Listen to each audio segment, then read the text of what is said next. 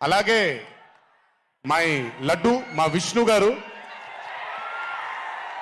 I think I'm sorry, ఎవరు ఏమనుకోవద్దు మీ ముగ్గురు, బట్ ఐ థింక్ ఈ cinema if it was not Vishnu గారు ఈ రోజు ఇంత పెద్ద హిట్ అయ్యేది కాదేమో.